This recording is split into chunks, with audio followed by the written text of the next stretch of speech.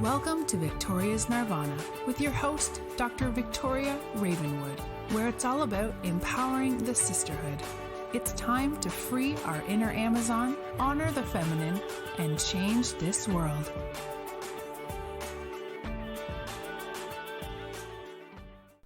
Hello, gals. This episode, I would like to discuss oppression. And don't worry, it's not depressing.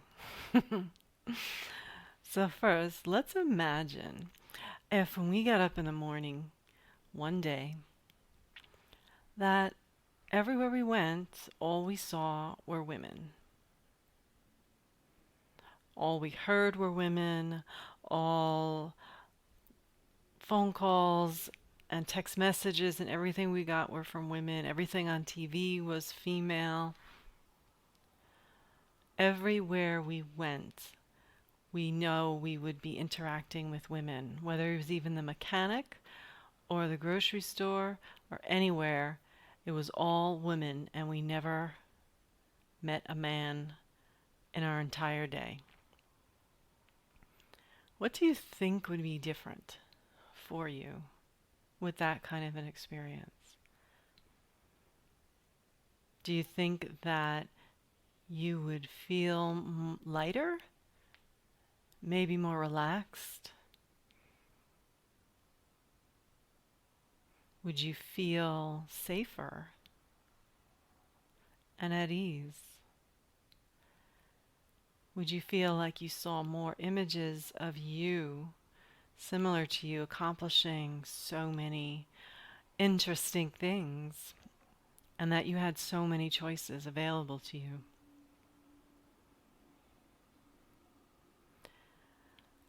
Well, there is something in your life that is oppressive. Oppression is about feeling held down, feeling undermined, feeling like you have a block or something that is stopping you. And women have it in general a lot, just through gender. But there could be other ways that you feel oppression.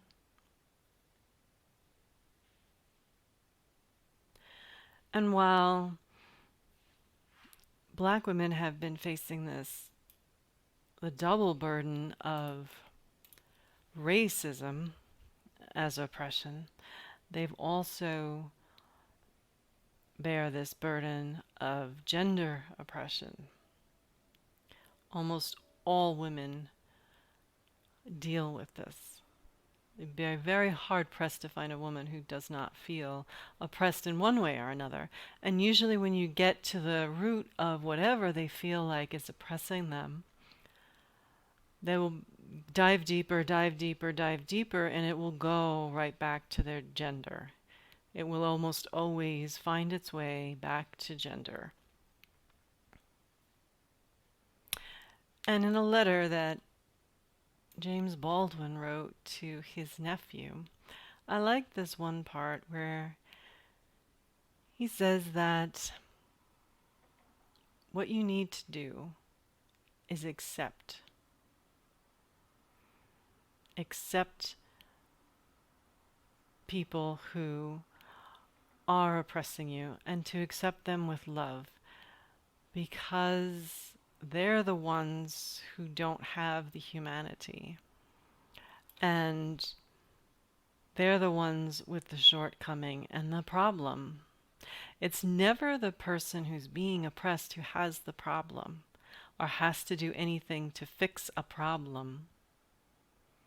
The problem lies on the one doing the oppressing, the one who is racist or sexist. It is their problem. And all of society is built to oppress women in one way or another. As much as women are out there doing amazing things, especially in law enforcement and just so many areas that we have always seen as that's a man's job. I once saw this woman walking with firemen a petite blonde. She was holding her own, just the way she carried herself and her muscles, and she was really in that role and doing such a good job of it. But that doesn't mean that she's still not facing some oppression and sexism and dealing with that every single day, especially on that job. But all of society supports that. As Mary Daly said, if God is male, then the male is God. We are surrounded by this message of inferiority, and that if we want to survive, we better play along. But there is also an interior version of this, a hidden dialogue that we wind up playing out in our own heads. And it's like on such autopilot, it's almost subconscious or unconscious. It's an agreement that we're making to be oppressed, to align with it and accept it, but accepting it in a way that is not conscious. This is not about accepting it in a way that is unconscious and feeding it. This is accepting it in a way that says it's your problem. It's the oppressor's problem. It is society's problem. I accept that this exists, but I am not going to live my life feeding it and supporting it. You're in a conscious relationship with it. We don't want that hidden voice and agreement in our heads that assumes that men are more important, men deserve more. And God forbid if we fall in love with a man who believes that and toes that party line. That's where a lot of women really find oppression, when it's not just on the outside and it's not just on their inner voice, but they are living with someone in their home, whether a father or a husband or a brother or someone like that who's in their home who has that belief. Then things become very difficult. And it is very easy to just fall in line to that agreement that yes, that's the way that things are. There are differences biologically. I was putting together a desk yesterday, and thank God, maintenance man had come by to do something, and he was here to help me lift the top of the desk and put it together. But then I also realized, you needed two people, even two men. A man would have needed help. But I acknowledge that. We need to acknowledge it. There's nothing wrong with there being differences. Differences need to be celebrated. And just because there's differences, that doesn't mean that you oppress someone. Just because there's a difference in the color of somebody's skin doesn't mean you can oppress them. You can love the differences about them and all that it entails and celebrate that. Because as I learned through a conference a couple weeks ago, that it is through differences that we find unity. And think about that. Differences are important. Differences, if they are honored and respected, can help to just get rid of a lot of oppression. Oppression comes from this attacking of whatever it is that is different, from whatever it is we don't like or that challenges our own identity, because we're faced with something that is so different from who and what we are. And that's why oppression, we need to accept it, but in a conscious way, not an unconscious way, not a towing the line and let me feed it way, but a very conscious way that says the oppressor and the one who's doing this is wrong. And if you stand up and speak for yourself, it is a wonderful thing to do. And a lot of oppressors may come back and hit even harder, get even louder, get upset. And that's another dynamic that you have to navigate on your own as to when you should speak up and when it's just not worth it. But in your mind, in your knowing, as women, we need to know. We need to recognize and observe when we are dealing with oppression and accept it in a conscious way that allows us to keep moving forward and put the blame where it belongs is on the person who's doing the oppressing.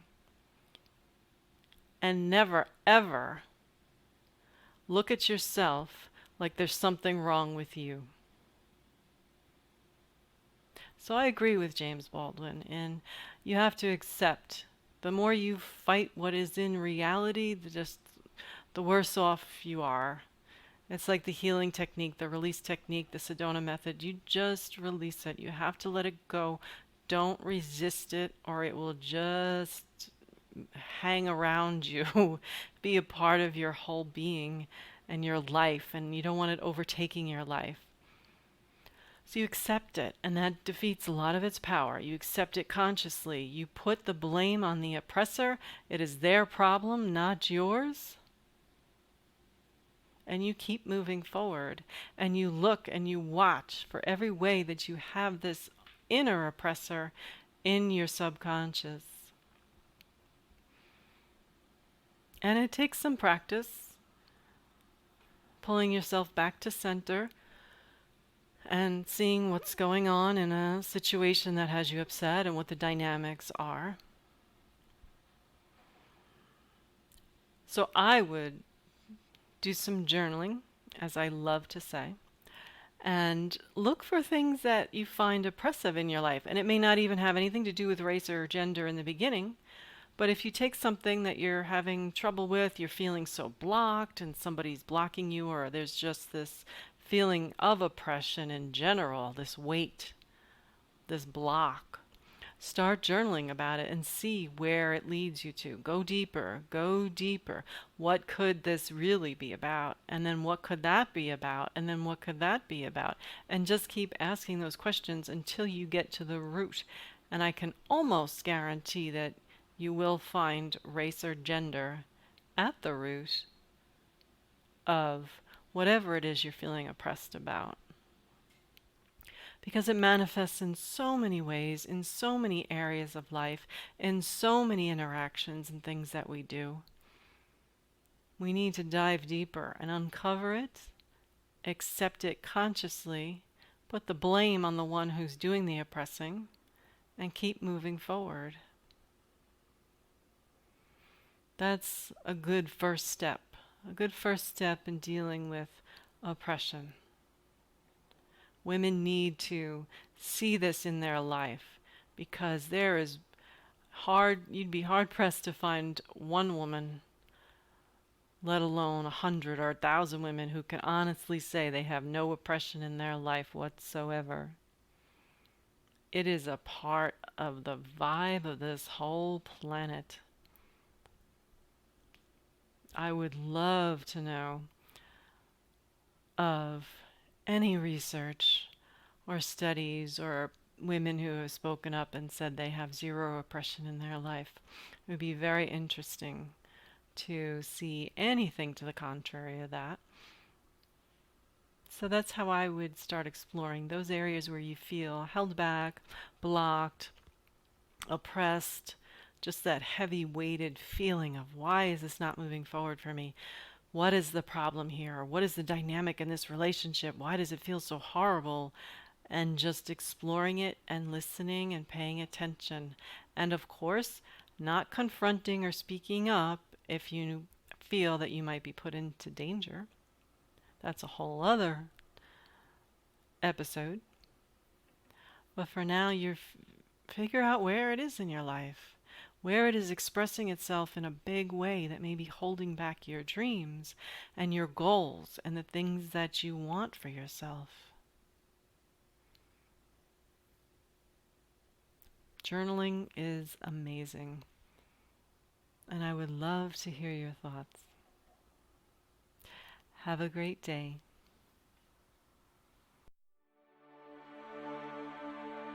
Thank you for listening to Victoria's Nirvana. Tell your friends to listen and visit victoriasnirvana.com to subscribe and join the Nirvana Sisterhood.